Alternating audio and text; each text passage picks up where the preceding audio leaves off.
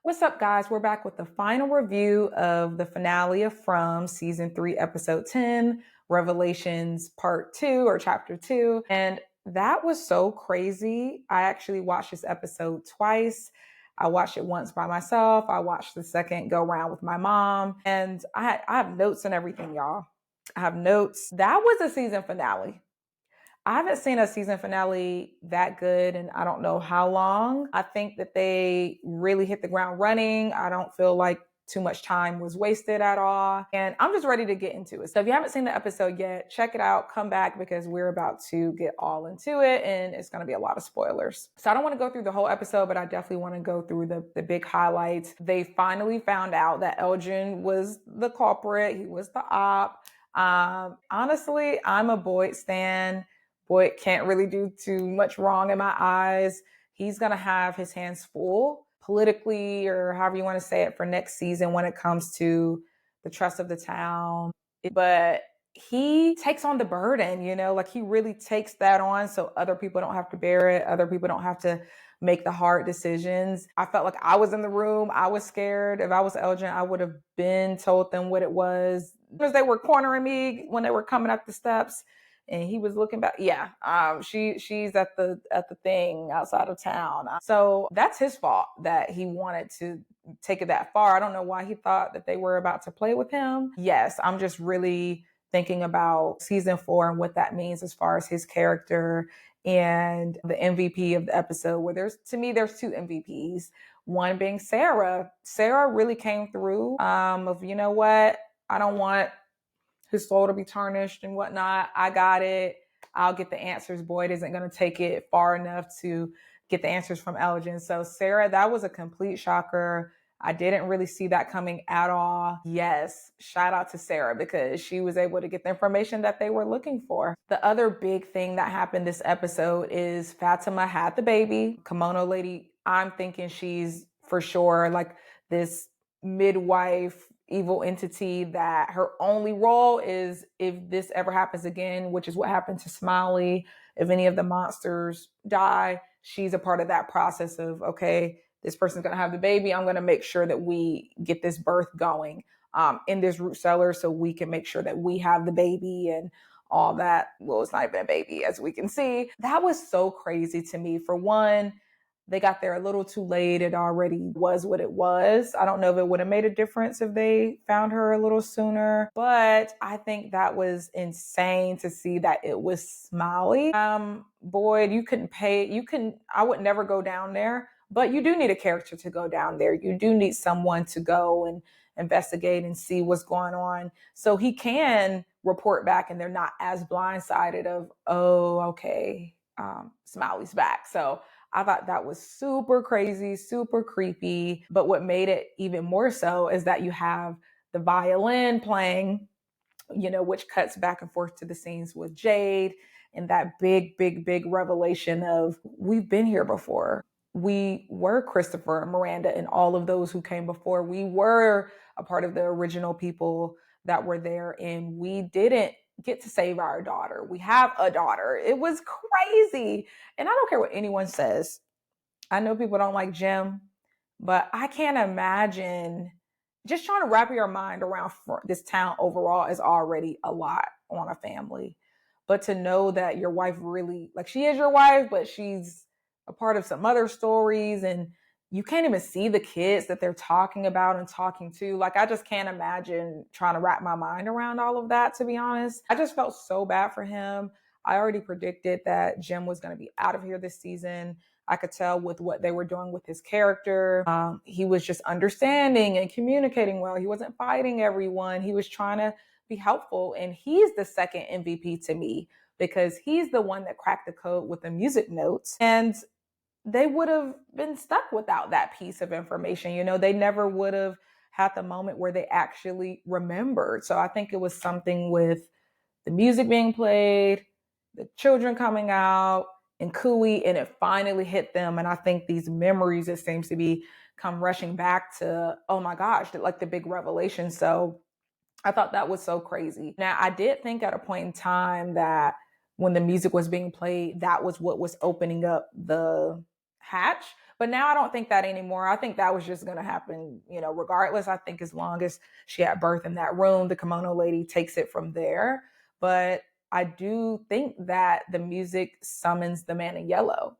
I could be mistaken. He could be already on the way regardless, because it's like, okay, y'all are getting a little too smart. This batch of folks is a little like hip, I'm just putting that together as a theory of, okay, I think the music just kind of almost opens up this new level, because it's this wave of knowledge. They're aware now. They know who they are now. And something else that I thought about is when Boyd first kills Smiley with the worms, and you saw the other monsters kind of stood over Smiley and they just walked away. They didn't eat him. They didn't kill him. They didn't retaliate. Now we know they knew he was coming back, which is crazy. They already knew, like, okay, we'll see him in a few weeks or however long it's been. We'll see him later. So I thought that was so crazy. And another thing that I saw people were talking about that it makes so much sense. Victor said when we first were introduced to Tabitha and Jade, that's so rare, two cars coming into town at the same time. I haven't seen that in a long time. And the last time that he would have really maybe been a part of that is when he came into town along with Christopher. They were always meant to do this over and over again until they can find a solution to end this whole cycle. Of course, we have the end, which was wow. R.I.P. Jim. Jim is on up out of here. He sees Julie screaming his name. She's trying to get him out of there. He's not listening. We see the man in yellow for the first time, which super creepy guy. So great casting there. But we see the man in yellow and he says, I told you to tell your wife to stop digging that hole, Jim. What? That was you on the radio? Yeah, crazy. He makes his appearance. As we can see, he's able to be out in the daytime. He definitely seems really strong. I don't think he's going to be anything to play with at all. And Julie, is very evident that her hair looks different. Future Julie, I'm assuming future Julie. And I forgot what she says word for word, but just like, oh, I think this is when it happens. So you can tell she's trying to stop something. I think she was trying to stop exactly what we're seeing, which is her father getting unalived. It wasn't successful.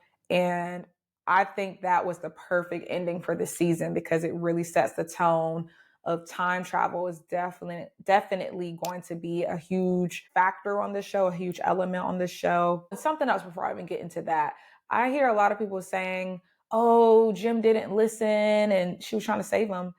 At this point, he does look creepy, but overall, like, Jim is caught off guard. He's learning this new crazy information from his wife.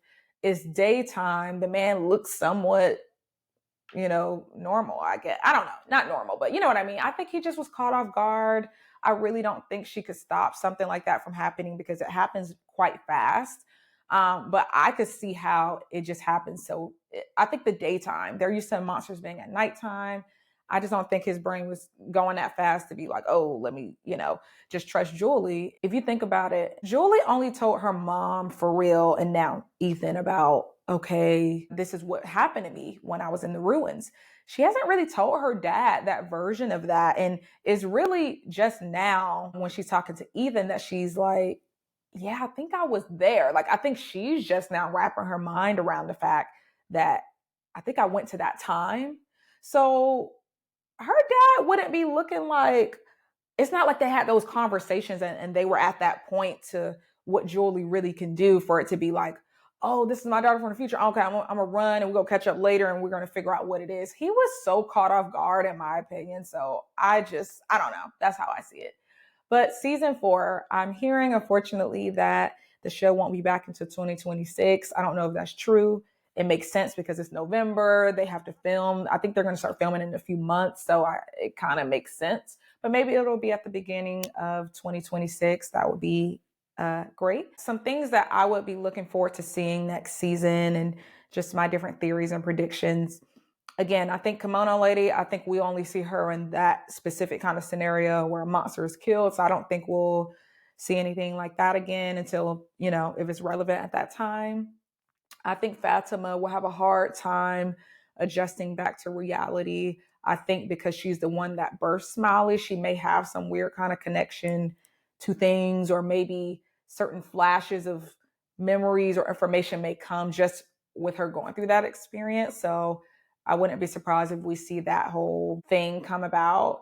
I think that Boyd is going to have his hands full with just, is he going to stay a sheriff? Does he even want to keep being a sheriff? Is going to be a lot of friction and a big battle with him and Acosta, I would imagine, and just how people view him. And I think that's going to come to a head, some of the things that Donna kind of was alluding to. I think that the Tilly thing, it may come out because you have to explain why Algin has no eye and his hand is messed up. I think a lot of people are going to want answers.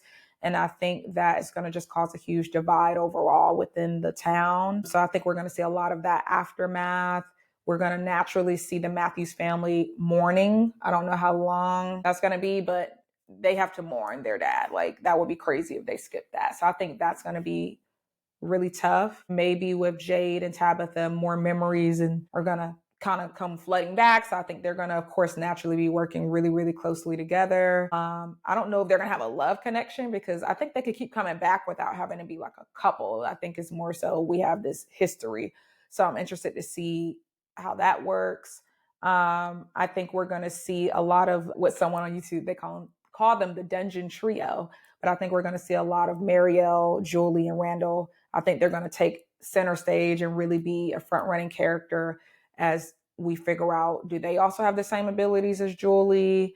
I'm very interested in just seeing more of them and more of that because that's something that gives them maybe an advantage to at least go back and put some pieces together as far as history. But I actually have a prediction. I can see a cool opening for the series just being the man in yellow coming into town. Because at this point, I think they're going to find that out way later when Julie cuts her bob and later on at some point.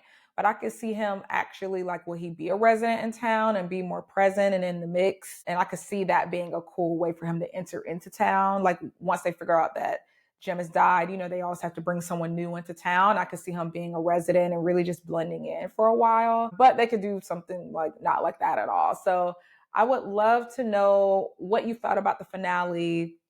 What are you most So I want to know, what did you think about the finale? Were you satisfied? How would you rate it from 1 to 10, with 10 being the most satisfied? And I also want to know, what are your predictions for season 4? What are you hoping to see?